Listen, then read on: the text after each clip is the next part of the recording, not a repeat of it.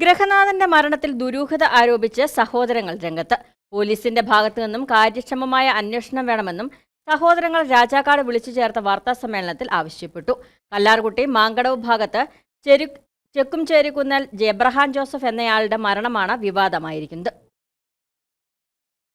കഴിഞ്ഞ ശനിയാഴ്ച രാത്രി 9:30 കല്ലാർകുട്ടി മാങ്കടവ് റോഡിൽ ഗ്രഹനാഥന്റെ മൃതദേഹം കണ്ടെത്തുകയായിരുന്നു.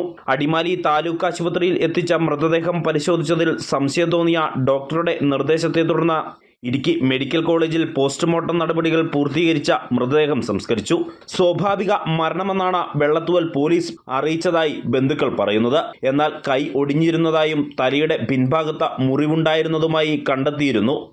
കൂടാതെ ജനനേന്ദ്രിയത്തിന് ക്ഷതമുള്ളതായും ശരീരത്ത് പല ഭാഗത്തും മുറിവുകൾ ഉണ്ടായിരുന്നെന്നും ബന്ധുക്കൾ ആരോപിക്കുന്നു.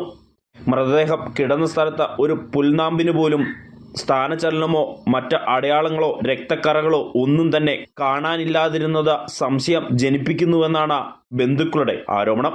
ദുരൂഹമായിട്ടാണ് രണ്ടുപേരെ അടുത്ത് ആശുപത്രി കൊണ്ട് എത്തിച്ചപ്പം ആൾ മരിച്ചിരുന്നു. അപ്പം അതിനകത്ത് മുറിവുകളും ചതവുകളും ഉണ്ട്, കൈ ഒടിഞ്ഞിട്ടുണ്ട്, അങ്ങനെ ഒത്തിരി കാര്യങ്ങൾ സംഭവിച്ചിട്ടുണ്ട്. ജനേന്ദ്രിയത്തിന് ക്ഷതവും ഏൽപ്പിച്ചിട്ടുണ്ട്. അതിന് ഒരു അന്വേഷണം ആവശ്യപ്പെട്ട് SP ഓഫീസിൽ കളക്ടർക്കും പരാതി കൊടുത്തിട്ടുണ്ട്. എബ്രഹാമിന്റെ മരണത്തിൽ ദുരൂഹത ഒഴിവാക്കാൻ സമഗ്രവും നിഷ്പക്ഷവുമായ അന്വേഷണം ആവശ്യപ്പെട്ട ഇടുക്കി ജില്ലാ പോലീസ് മേധാവിക്കും ജില്ലാ കളക്ടർക്കും ബന്ധുക്കൾ പരാതി നൽകിയിട്ടുണ്ട്. തങ്ങൾക്ക് മറ്റാരെയും സംശയമില്ലെന്നും മരണത്തിൽ എന്തെങ്കിലും ദുരൂഹതയുണ്ടെങ്കിൽ അതു സംബന്ധിച്ച സമഗ്രമായ അന്വേഷണം നടത്താൻ പോലീസ് തയ്യാറാകണമെന്നുമാണ് സഹോദരങ്ങളുടെ ആവശ്യം. News bureau, Rajakkad.